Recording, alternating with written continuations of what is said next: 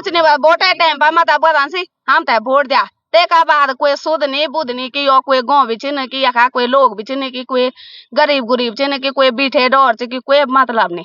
केदारनाथ धाम की आपदा के बाद लोग और ज्यादा परेशान हो गए हैं। 2024 में जो लोगों ने अभी 2-4 दिन पहले देखा वो यकीनन सबकी नींद उड़ाने के लिए काफी है। अभी जहां बाबा केदार की 6 महीने प्रवास रहता है ऊषा मठ, वहां हूं मैं, और ऊषा मठ के पास में ही एक मंगोली तोक है जो नगर पंचायत उखीमठ में ही आता है। यहाँ जो पीछे मैं आपको दिखाऊंगा इसको कहते हैं सफेद पर्वत। और यकीन मानिएगा 2012 की आपदा जो चुन्नी मंगोली में आई थी उसका बड़ा कारण यही था क्योंकि ये पहाड़ का एक बड़ा हिस्सा टूट कर आ गया था, काफी लोगों की मौत भी हुई थी। आज भी जब हल्की सी बारिश होती है, और ये पत्थर देखिएगा आप, वो बोल्डर जो देख रहे होंगे आप सड़क पर, ये हर दिन गिर रहे हैं, ये सांकेतिक हैं। ऐसी ही खबर मैंने आपको भैंसारी में भी दिखाई, ऐसी ही हमने जाल खाट में भी दिखाई थी आपको। तमाम जगह ये तमाम तस्वीरें हो रही हैं। कुछ ग्रामीण महिलाएं हमारे साथ हैं। प्रणाम दीदी, क्या हो रहा है ये थोड़ा बताएंगे आप? कब से टूट रहा है, क्या कुछ हो ये रहा है? 2005 में शुरुआत हुई इस चीज की। अच्छा। सफेद पौड़ जिसको बोल रहे हैं पर्वत है, वो बहुत बड़ा रूप लिया उसने, बहुत बड़े चट्टान आए। ये हमारे यहाँ फील्ड में भी है। उस समय हमारी गौशाला भी बार बचे। अच्छा। बार बचे। और वो जो बड़ी चट्टान वहां पे थी, वो जब 2012 की आपदा आए, उस आपदा लेके गई उस पत्थर को। और 2012 से और कुछ समय तो थम गए थे, अब लगातार कभी रात कभी दिन कभी शाम, कोई टाइम नहीं इसका। किसी भी टाइम ये इतने बड़े बड़े पत्थर गिर रहे। तकरीबन कितना लोग रहने वाले हो मुड़ी? हमारे यहाँ पे 5 परिवार यहाँ पर है, और वही 4-5 परिवार वहाँ सामने, और पूरा गांव है तब 70 परिवारों का नीचे। हाँ। समझिएगा। और ऐसा नहीं है कि ग्रामीणों ने इसकी आवाज नहीं उठाई होगी। 2012 से तो लोग सो भी नहीं पा रहे, बच्चे तो भयभीत हैं। उन्होंने अपने सामने देखी हुई है 2012 की आपदा। तो उस समय हमने अपने बच्चे, अपने मतलब बहू हैं। कितने लोग हमारे बीच से चले गए थे? 29 लोग हैं। हाँ, चोनी मंगोली दोनों गांव से लोगों ने अपने मकान खोए, बच्चे खोए, ये डंगर गाय जो भैंस होते हैं वो खोए। तो उस समय बहुत परेशान रहे हम लोग, बहुत परेशान। हमने संग्राम सिंह जो भी देखा था, जो 2013 में उन्होंने एक बेटे को खोया था, 2024 की आपदा में दूसरा बेटा चला गया। और वो जो सुगबुगाहट है ना, ये धरती की जो ये चीजें हो रही हैं, इसलिए डरे हुए हैं आज सभी ये माताएं बहनें भी। गुरुजी आप ये आपन ये के बारे में कभी कोई ज्ञापन दिली कुछ आगे? 2005 में भी ज्ञापन दिया था जब बहुत ये सफेद पौड़ टूटा था, तो उसमें भी ज्ञापन दिया था। डिस्ट्रिक्ट मजिस्ट्रेट सुधांशु थे, उनको हमने ज्ञापन दिया, पर ऐसा फॉर्मेलिटी हुई, सर्वेक्षण भू सर्वेक्षण कर दिया जाए। भू सर्वेक्षण बल्कि हमारे गांव के बलबीर सिंह धर्माण जी है, साइंटिस्ट है, तो उन्होंने खुद सर्वे की थे। उन्होंने भी सरकार को बार आगाह किया, भाई ये पर्वत बहुत कच्चा है, थोड़ा ट्रीटमेंट करो। ट्रीटमेंट हो सकता है, इसका ट्रीटमेंट यूं है कि उन्होंने अपने जानकारी के अनुसार उन्होंने काफी जगह भू वैज्ञानिक तौर से काम किया है। वो चाहते थे कि इस पर कुछ ट्रीटमेंट हो, मैंने केमिकल लगाया जाए या चिपकाया जाए, थोड़ा बहुत राहत। बोल्ट्स के हिसाब से कुछ किया जाए, जाली लगाया। उन्होंने भी काफी वो प्रयास किया। प्रशासन आज की डेट में ये चाहता है कि 150, जब 29 लोग मरे तब लोगों को 4-4, 5-5 हजार रुपए दिया। क्या पूर्ति होती 4-5 हजार रुपए? आदमी तो वापस नहीं आता है ना, आदमी वापस आया। हम कुछ लोग असमर्थ रहे, उन्होंने बना नहीं पाए। ऐसे भी अभी भी गांव की स्थिति उस टाइप की है। और ये प्रशासन, हम यूं चाह रहे हैं, चलो भाई कल अध्यक्ष, निवर्तमान अध्यक्ष ने ज्ञापन दिया, उस पर जल्दी सी कार्रवाई हो जाए। जैसे हम बोलना चाह रहे हैं कि भाई इस पर ट्रीटमेंट हो। मैं यह सोच रहा हूँ, ये सांसद भी तो बना ना हमारा, मतलब ये सरकार की तरफ से काम होना है। हमारे विधायक भी होते हैं, वो क्या काम कर रहे होते हैं? हमसे भी तो बात की होगी सर। अब अगर हम उनके संज्ञान में डाला, हम उनको एकदम दोस्त नहीं बना सकते। अगर जनरली आज आप आगे हैं, वो सोचेंगे या उनके संज्ञान में जाए। अभी हमने उन तक नहीं बोला है, या प्रशासन अपने स्तर पर उनको पूछे, नहीं, उन असमर्थ है प्रशासन, तो सरकार पर बात करें कि भाई उस गांव में नंबर। मैं ये जो बोल रहा हूँ, आपने कभी बोला ही नहीं है अभी आगे, कभी विधायक को, सांसद को? कभी विधायक तो जनरली जानते हैं कि भाई ये ऐसा हो रहा, पर जैसे सांसद को तो सच नहीं बताया। नहीं, पर विधायक भी जानते हैं, तो विधायक ने जान के क्या किया? कुछ नहीं किया।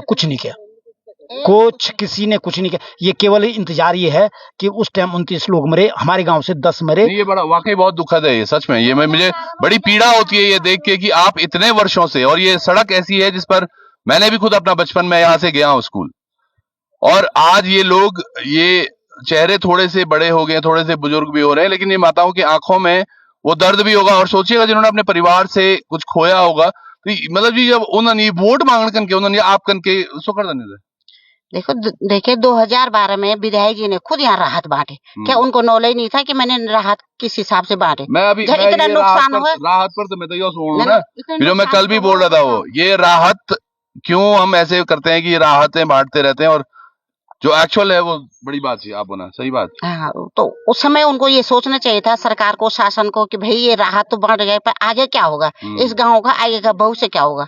ये तो किसी ने उसके बाद किसी ने सुध ही नहीं ली। गांव जैसा था वैसे ही है। कई परिवार तो हमारे बाहर बस गए जो समर्थ है। लोग बोल रहे पलायन रोकेंगे, जब गांव ही नहीं बचेगा तो आदमी रहेगा कहाँ? तो खाट भी लोग भयभीत हो गए, बाहर बस गए लोग। और कुछ एक परिवार ही हैं हम जो गांव में हैं, तो हम रात भर, हमारे बच्चे भी ऐसे भयभीत में रहते, नींद कहाँ आते बच्चों को। हमारे थोड़े एक पत्थर के इधर उधर से लोग फोन कर रहे हैं, तुम उठो भाई, तुम बाहर चले जाओ, तुम क्यों इतने भारी पत्थर पड़ रहे सर ना, इतना कठोर पत्थर है। अगर एक भी पत्थर मकान में पड़ जाए तो दब के या बहुत कुछ हो सकता है। हम ये नजदीक है सर, सबसे नजदीक। आप लोग तो अब बैठे हैं कमरे क्या बन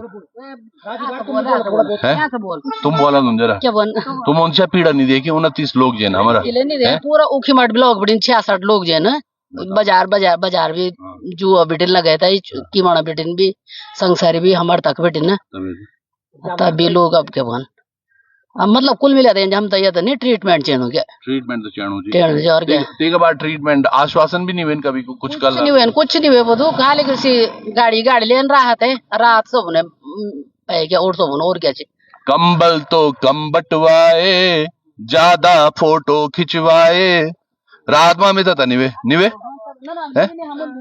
ना लीली जब आई जो तो आप इधर तो जो आई जो बिल्कुल सही बात।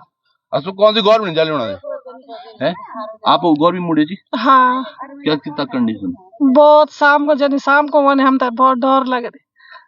हाँ, वन को लगातार बारिश होने तो हम तो वन को पूरी रात भर हम सोने नहीं चाहिए। हाँ, आप समझिएगा, ये माताएं क्या बोलेंगी कितना बोलेंगी वाली बात है, पर छोटी बात समझने के लिए यह है कि ये काफी लोग हैं वहां नीचे, चाहे 2-4 भी हो, क्या इनकी जान नहीं है? या फिर तभी यहाँ सामान लेके आओगे आपदा के ट्रक, जब कुछ हो जाएगा यहाँ यूज करें कपड़ा बल है ना, बड़ा बड़ा लोग यूज करे कम्बल स्वेटर जानी खा लो, कपड़े नहीं पहन दो वाला, तब हम लोग भी लीजिए अब क्या बनता नहीं नेसेसरी से क्या तबार आफत यंचे वही क्या कंजो तब मजबूरी से है ना। आपको क्या नोची आशा देवी जी में नो। अच्छा हाँ, ये बिछा बना आपन बन बल्कि था बना आप ना बन क्या बना, हम बहुत परेशान से ये भीड़ से रात नहीं होने, बच्चा परेशान होना, बच्चा भी बस रात और रात टॉर्च पकड़ी थी दिन रात भर, बस बरखा था देखना कब थोड़ा काम होली कब थोड़ा हम सियोला। अच्छा दीदी यो हॉस्पिटल आ क्या हाल छन? हॉस्पिटल है तो नहीं छिन, शायद स्टाफ बहुत कम छे। ब्लॉक मुख्यालय जी यो उखीमठ ब्लॉक में मैं उखीमठ ब्लॉक मुख्यालय जी जके ये बात छिन आप सुनना की सुविधा नहीं छे, ये हमने डॉक्टर नहीं तो हमने डॉक्टर संसाधन छिने नहीं कुछ ना तो कुछ नहीं छे, मतलब कि संसाधन कुछ नहीं है, छोटा काम होना ना अल्ट्रासाउंड एक्सरे नहीं, अल्ट्रासाउंड बड़ी चीज, अल्ट्रासाउंड तो रहे दूर, और ईसीजी वगैरह भी कुछ नहीं छो, कुछ सुविधा छो ही नहीं हो, कोई सुविधा नहीं। जोर मुना रहे दवाई दो ना सिर पे जेता और बता के रुद्रप्रयाग रिफर करा, श्रीनगर रिफर करा, तो सही है ना, कुछ काम है नहीं। सुनो जन बड़ा नहीं होता, नहीं छोटा नहीं होता भी बोलन कुछ नहीं वोटे टाइम पर मत बता सी हम तो वोट दिया ते का बाद कोई सुध नहीं बुध नहीं की, कोई गाँव भी चिन्ह की, या कोई लोग भी चिन्ह की, कोई गरीब चिन्ह की, कोई बीठे डोर की, कोई मतलब नहीं। सही बात। अब बिठा बोली हूँ ना, तो मतलब समझो ये जो मैं बोल रहा हूँ हमेशा से, छोटे छोटे ट्रॉमा सेंटर होने चाहिए। जंगली जानवर होते हैं इन जंगलों में, कोई अटैक कर दे कभी किसी पे, कोई उसको आगे हॉस्पिटल ले जाने का कोई वही नहीं है, व्यवस्था नहीं है। मतलब तो सीधा रुद्रप्रयाग रिफर श्रीनगर यो कोई सुविधा नहीं। कभी मेरे साथ घटना हुई छो मेरी दगड़ी 2007 में बोल, हाँ 2007-8 में मैं इधर खुद एक घटना हुई, तो यक बटेन रुद्रप्रयाग बटेन अगस्त मुने बटेन सीधो श्रीनगर रिफर कर, यो कोई इलाज नहीं हुए, मतलब कुछ ट्रीटमेंट हुए ही नहीं, सीधो श्रीनगर बेस हॉस्पिटल में हुई मेरा। बधाई हो, बहुत अच्छी हम चीजें कर रहे हैं अपने इर्द गिर्द। ये लोगों को समझना होगा कि हम अपने अंदर परिवर्तन लाएं ताकि हमारा समाज बचे। ये पहाड़ यकीनन पहाड़ों पे ना जिंदगी बहुत आसान नहीं होती। एक और भाई है यहाँ पे, युवा है हमारा, और युवा ऐसे जो आज नौकरी के लिए भी भटक रहे हैं, तभी सभी चीजों के लिए। भाई आपका मन तो बड़ा पसीजता होगा। सर मेरा नाम अरविंद सिंह है और मैं बाई प्रोफेशन जो है सिविल इंजीनियर हूँ और एडवोकेट भी हूँ। और देखिए अभी जो हमारे यहाँ पर है, ये लास्ट ईयर जो है यहाँ बादल फटा था ऊपर, उसकी वजह से पूरा लैंडस्लाइड हो गया था। पूरा जो है पूरा गदेरा जो है पूरा खत्म हो गया। और इस साल भी जो है लगातार 3-4 दिन से जो है पत्थर गिरी रहे हैं। मेरे फादर जियोलॉजिस्ट है। जो प्रॉब्लम क्लाउड बस्टिंग जो प्रॉब्लम होता है ना, उसका सॉल्यूशन एक ही है, लाइटिंग अरेस्टर का इंस्टॉलेशन करना। बिल्कुल, लाइटिंग अरेस्टर हमने रेकमेंड भी किया था कि यहाँ पे लाइटिंग अरेस्ट एटलीस्ट हमारे गाँव के ऊपर 4-5 जगह पे लाइटिंग अरेस्टर को इंस्टॉल किया जाए, ताकि ये जो क्लाउड बस्ट होता है उसकी प्रॉब्लम ना आए फ्यूचर में। बट अब तक जो है कोई भी इस पे एक्शन नहीं लिया गया। हम लोग उसको कंटिन्यूअसली डीएम साहब के पास भी जाते हैं, एसडीएम साहब को भी इसके बारे में बताते रहते हैं, उनको उनसे फॉलोअप भी करते रहते हैं, बट अभी तक कोई एक्शन हुआ नहीं है। और गवर्नमेंट बहुत ढीली है इस मामले में। इवन केदारनाथ जो आपदा हुआ था उसके बारे में भी फादर ने बहुत पहले बता दिया, 15-20 साल पहले बता दिया था, बट वो उसके ऊपर भी कोई एक्शन नहीं हुआ। तो हुआ, और आजकल अब हर साल जो है कुछ ना कुछ वहां पे डिजास्टर हो ही रहा है। वहां पे तो केदारनाथ में एक वीडियो मैंने ऐसी बना रखी है, I wanted to meet Radha Raturi ma'am जो हमारी सचिव है। वहां पे बहुत सारी इश्यूज हैं अभी, और खासकर जियोलॉजिस्ट अगर कुछ बात कर रहे हैं, इन्होंने बहुत अध्ययन किया हुआ होता है मृदा का, इन पत्थरों का, इन पहाड़ों का। उनको पता है कि कहाँ पे क्या हो रहा है।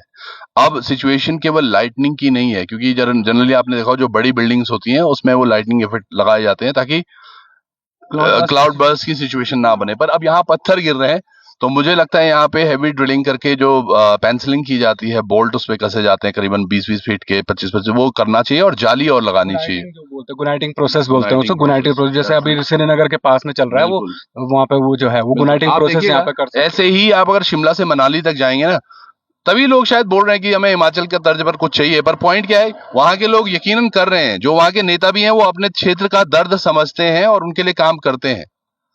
हमारे यहाँ नहीं होता पता नहीं किन का ना, ये बड़ो सोचना विषय है, मतलब वोटा टेम्पर दिखाना। पर चलो यहाँ पे ये बड़ा सिचुएशन है, क्या कुछ होता है। और जो ज्ञापन की कॉपी भी रखी है सर आपने? आपके पास? हमारे पास मोबाइल में है ना, तो चलिए वो ज्ञापन की कॉपी हम साथ लगा रहे हैं। अगर आप कहीं तक इसको देख पा रहे हैं तो शेयर जरूर कीजिएगा। जुड़े रहिएगा लोकार्पण पर। बहुत बहुत धन्यवाद आपका। नमस्कार।